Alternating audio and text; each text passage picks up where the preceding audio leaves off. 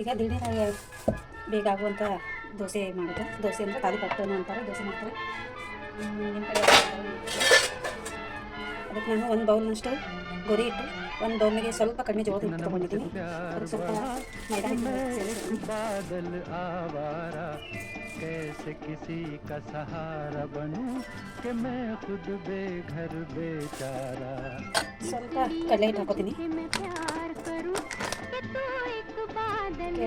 ಏನೇನಿದೆ ತರಕಾರಿ, ಈರುಳ್ಳಿ, ಹಸಿಮೆಣಸಿನ್ಕಾಯಿ ಸಣ್ಣದಾಗಿ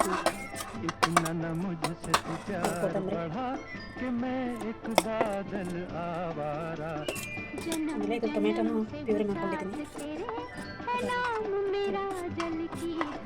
ಆಮೇಲೆ ಸೌತೆಕಾಯಿ ಗ್ರೈಂಡ್ ಮಾಡ್ಕೊಂಡಿದ್ದೀನಿ. ಇದನ್ನೆಲ್ಲ ನಾನು ಆಮೇಲೆ ರುಚಿಗೆ ಹಾಕೊಳ್ಳಿ. ಅರಿಶಿನ ಪುಡಿ,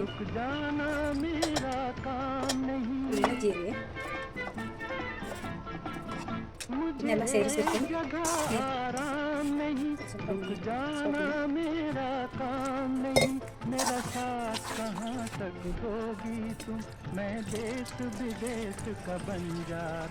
ಇದೊಂದು 15-20 ನಿಮಿಷ ಇನ್ನೂ ರೆಸ್ಟ್ ಇಡ್ತೀನಿ. ಸ್ವಲ್ಪ ಈರುಳ್ಳಿ ಜಾಸ್ತಿ, ಇವು ಕೆಂಪು ಮೆಣಸಿನ್ಕಾಯಿ ಬಿಸಿನೀರು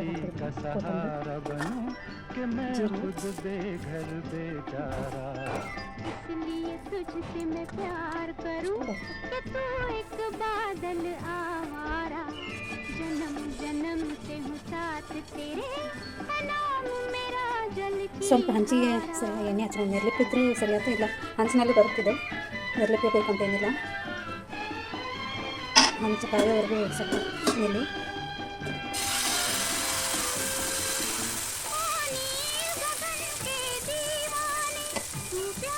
ಇದ್ರ ಮೇಲೆ ಒಂದು ಪ್ಲೇಟು ಅಥವಾ ಅದಕ್ಕೆ ಕವರಿದ್ದು ಮುಚ್ಚಂಗಡಿಯಲ್ಲಿ ಇಟ್ಕೊಂಡು 2-3 ನಿಮಿಷ ಬಿಟ್ಟು ಅದನ್ನು ವಾಪಸ್ ತೆಗೆದು ನೋಡಿ. ಅದು ಬೇಗಿದ್ರೆ ಅದು ಕಲರ್ ಚೇಂಜ್ ಆಗುತ್ತೆ. ಈಗನೇ ಚೇಂಜ್ ಆಗ್ತಾ ಇದೆ ನೋಡಿ, ಈ ಥರ ಅದು ಡಾರ್ಕ್ ಎಲ್ಲೋ ಕಲರ್ ಬರುತ್ತೆ. ಆಮೇಲೆ ಅದನ್ನು ಪೂರ್ತಿ ಬೆಂದಿಂದ ತಿರುಗಿ ಹಾಕೋಬೇಕು. 2 ನಿಮಿಷ ಬೆಂದಿದೆ. ಅದಕ್ಕೆ ಮೇಲೆ ಎಣ್ಣೆಯಿಂದ ಪೂರಕ್ಕೆ ಇದು ಮಾಡಿ ಎಣ್ಣೆ ಸ್ಪ್ರೆಡ್ ಮಾಡಬೇಕು.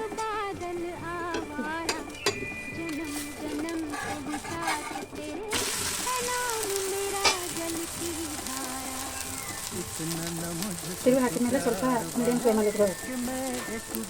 ಫಸ್ಟ್ ಹಾಕಬೇಕಾದ್ರೆ ಸಣ್ಣ ಫ್ಲೇಮಲ್ಲಿ ಇಟ್ಕೋಬೇಕು ಇದನ್ನು. ಆಮೇಲೆ ದೋಸೆ ಮಾಡೋಕ್ಕೆಲ್ಲ ಒಂದಿನ ಮೊದಲೇ ಪ್ರಿಪೇರ್ ಆಗಬೇಕಾಗುತ್ತೆ.